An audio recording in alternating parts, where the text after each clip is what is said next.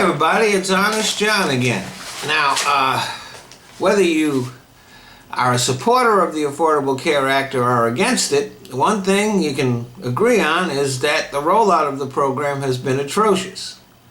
Now, the state exchanges have been working pretty well, but there are 26 states that refuse to set up their own exchanges, so that's a lot of people that have to go to the federal exchange, and that one just doesn't cut the mustard. So it's natural to ask, how did this happen? Look at the Obama campaign, the most tech-savvy in campaign history. Nobody ever had a hard time getting on the Obama website, and emails soliciting campaign donations arrived regularly in millions of inboxes all across the nation. So how did healthcare.gov feel so miserable? Well, you don't need congressional hearings to figure that out. The Obama campaign didn't have to go through the government contracting process. They were able to hire the people and companies that they wanted. So they got the best and the brightest people, the smartest and most agile companies, who brought with them the latest state-of-the-art computers. And the Obama campaign was a marvelous example of technical prowess and efficiency. But conflict of interest laws prevented those companies from bidding on the healthcare contract. And even if they could have bid for it, the government contracting process is not friendly to small businesses. You need to be a large corporation with a department devoted specifically to dealing with the government. You don't have to be the best or the smartest company, but it really helps to be big. And you have to, and that way you can jump through all the hoops that the government puts you through when you're bidding for a contract. And then, once you get through that process, you have to go in to the government departments that are involved and work with their computers. And anyone who works in or with the government will tell you that the government doesn't do tech well.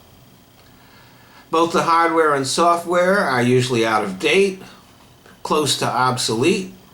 I mean, look at the problems the VA is having processing veterans' claims. Even our national security offices are working with clumsy old computers. The FBI's computers have problems communicating with the CIA's computers.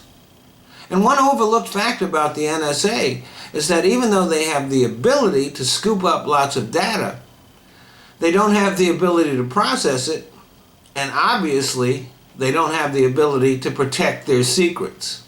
When it comes to using modern-day technology in our government, failure is the norm, not the exception. That being said, the rollout of healthcare.gov is the worst rollout of a government program since Medicare Part B. So now the House is having hearings.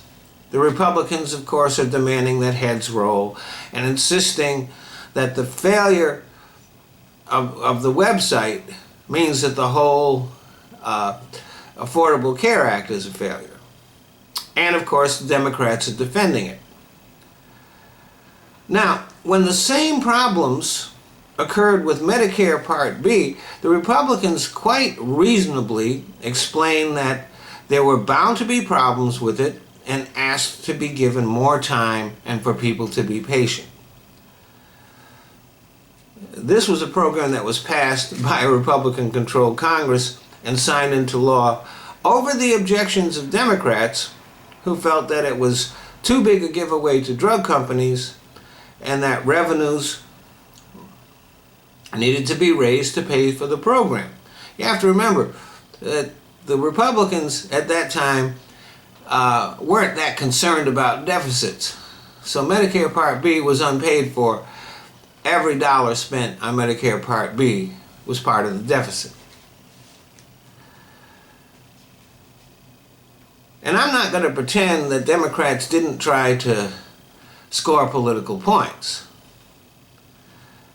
But once the program had been passed, when those problems occurred, after they scored their points, the Democrats actually worked with Republicans on some fixes and improvements to the program.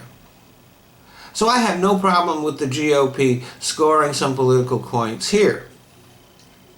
But I guarantee they will not do anything to help. And that's fine with me. Because the people that are responsible for the health care rollout need to have a fire lit under their asses.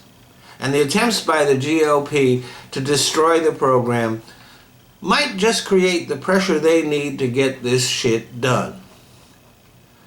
So I'm just going to say to the GOP, keep it up. You just might be what the Affordable Care Act needs.